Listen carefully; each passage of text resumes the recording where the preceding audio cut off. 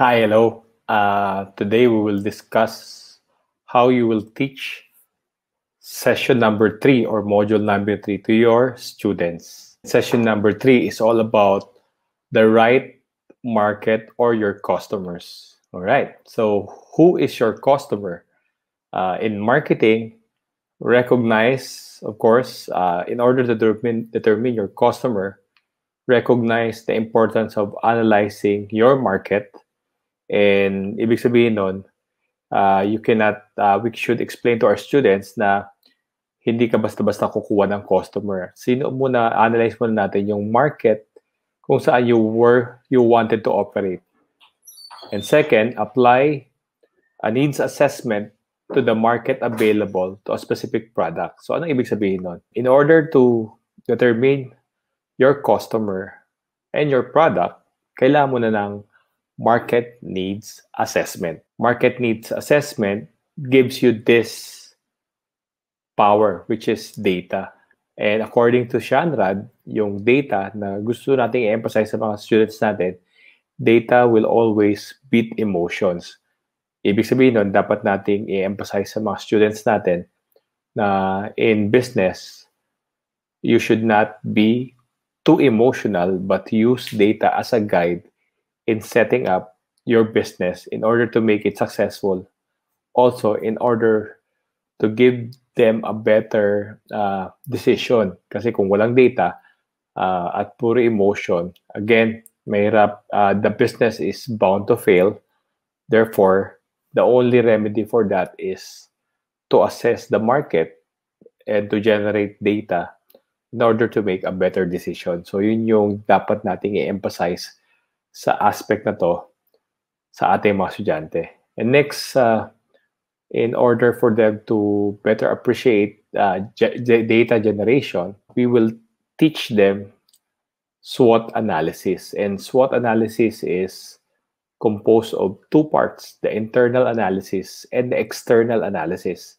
And the internal analysis is all about strengths and weakness ng sarili mo at ng company mo at ng product mo, ng group mo, while yung second part, which is the external analysis, comprised of opportunities and threats. So let's break down the concept of strength sa ating mga senior students na tuturuan na ang ibig sabihin nito, what do they do well, ano yung internal resources na ginagamit nila, like finance, for example, do they have the financial capacity that can be a strength, or different members of the group have special talent that is resources that they can use to make their business successful. Next is your advantage against competition. Sometimes we call it the unique selling proposition. Of course, what is unique selling proposition? What makes your product different or better? So yun yung unique selling proposition.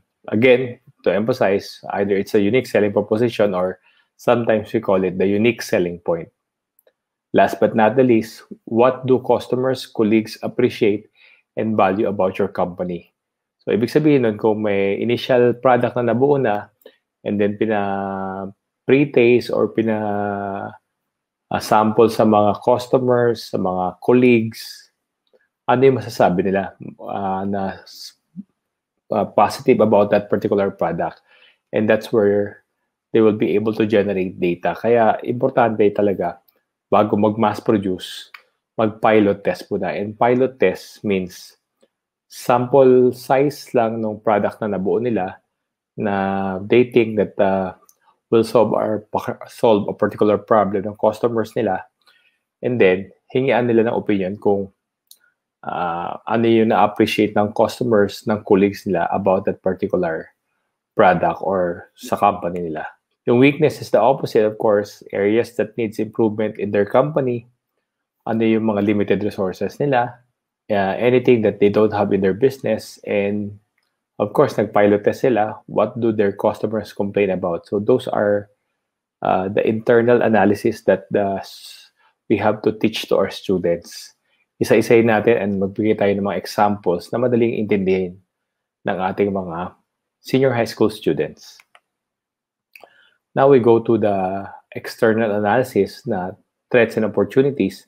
And most of the time, if we analyze the threat and opportunities, we can arrive at PESTEL. So political threats or political opportunities, economic threats or economic opportunities, social threats or social opportunities, technological threats or technological opportunities, legal threats or legal opportunities, environmental threats or environmental opportunities. So we can cite examples about isa. Like for me, political right now, we're living in a democratic environment and we have a strong leader. Is it a threat or opportunity sa business mo? Right now, economically, we're having a recession because of pandemic. Is it a threat or opportunity sa gagawin mong business? And social naman, right now, we have a growing number of mobile phone users. Is it a social threat or opportunity? Tapos mabata yung ating populasyon. Our average is 25 years old. Is it a technological? Is it a social threat or social opportunity? Sa technology naman, our internet is slow. Is it a threat or is it opportunity because of the current situation?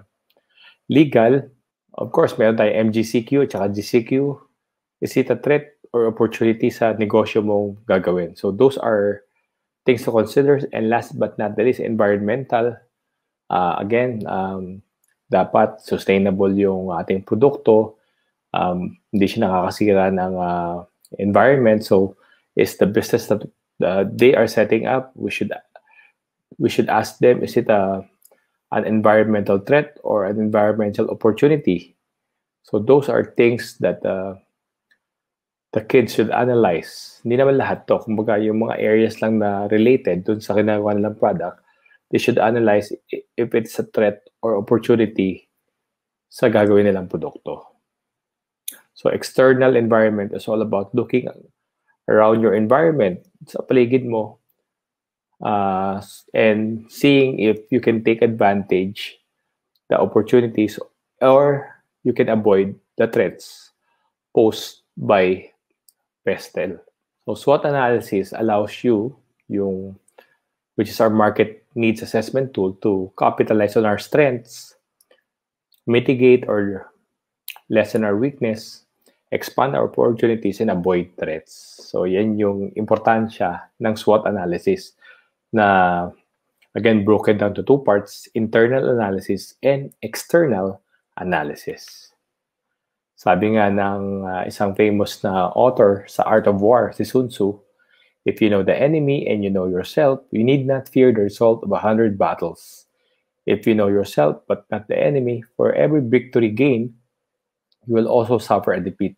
If you know neither the enemy nor yourself, you will succumb in every battle.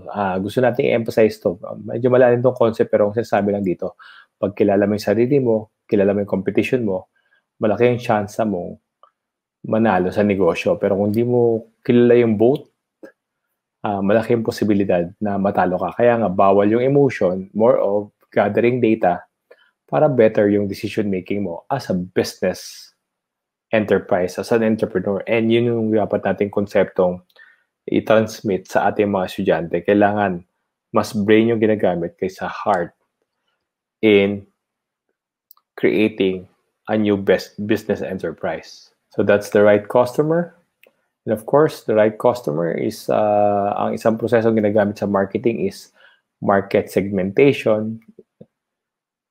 Meaning, market segmentation allows you to reach customers more efficient and effective. Isang way to segmentize is demographic, a group sharing characteristic of human population segment used to identify consumer market. Yung demographic can be broken down to age, gender, or sex, socioeconomic status. Kailangan hatiin natin para mas lalo natin makilala yung customer natin. We use demographic. Also, we can use geographic segmentation kung saan silang lugar nakatira o matatagpuan. Psychographic is more of their attitude and lifestyle. Sporty ba sila? Conservative ba sila? So, outgoing ba sila or homebody? So, we need to understand their attitude and lifestyle. Yung last naman, yung behavioral, yung purchase behavior nila, meaning araw-araw ba sila bibili ng product na gagawin mo? Once a week ba? Or once a month? Or every 6 months ba? So those are behavioral segmentation. So pili lang tayo ng 2 hanggang 3 areas dito in segmenting our market, in determining sino yung customer natin. Yun yung importanteng thought dito. Kasi the more that we can identify specifically yung customer natin, the more na we will become efficient and effective in creating a better product para sa kanila. So ngayon, na-segmentize na natin, yung tawag dun sa segmented na yun na napili natin is target market. So meron tayong customer na tina-target.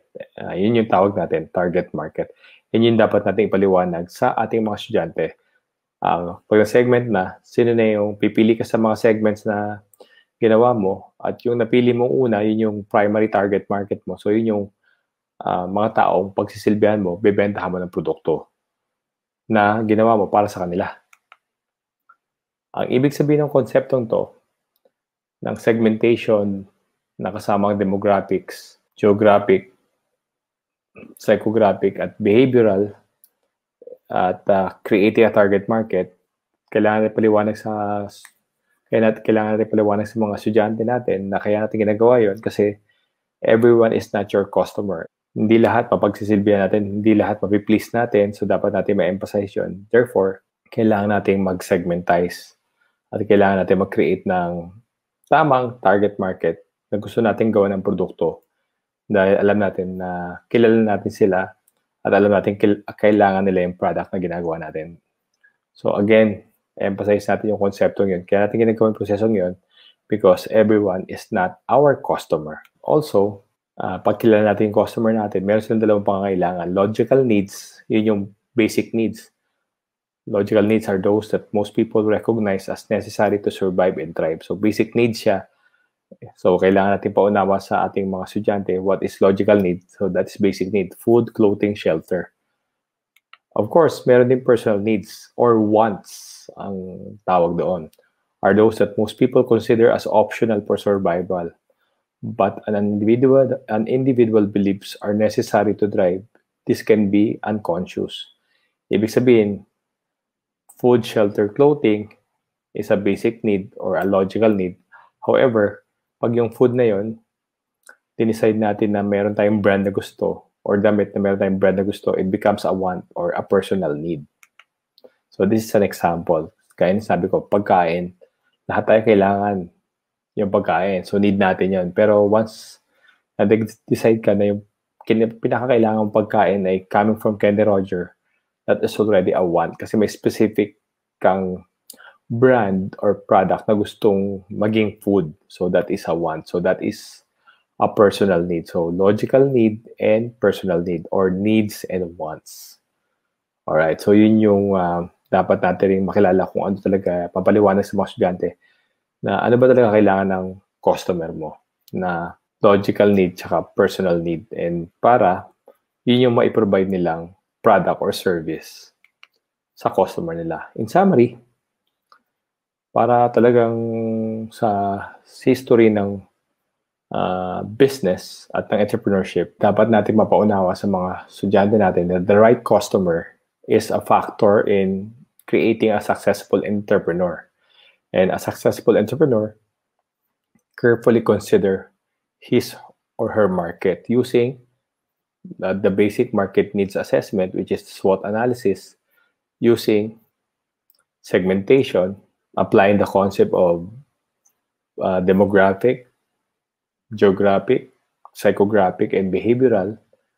And last but not the least is identifying the logical or personal need of that particular customer na we consider as our target market. So, yun yung concept na dapat na ma-emphasize sa mga bata. Itong session number 3 is all about them being, we're teaching them to be more efficient and effective by zeroing in on a particular group of people where they will dedicate their time and effort to create a particular product and service that solve a particular problem of that particular group or target market. So, yan yung session 3.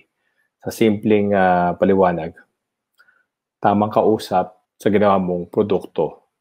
Hindi lahat ng tao dapat natin kinakausap, kundi yung tao lang na kailangan yung produkto mo.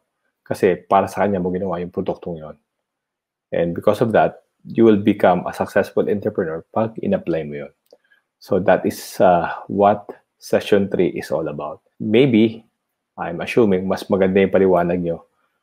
But if not naman, will be your guide in explaining to the student the importance of session 3 or module 3. So thank you very much and hope to see you soon again in other topics that we needed in implementing our program in JA.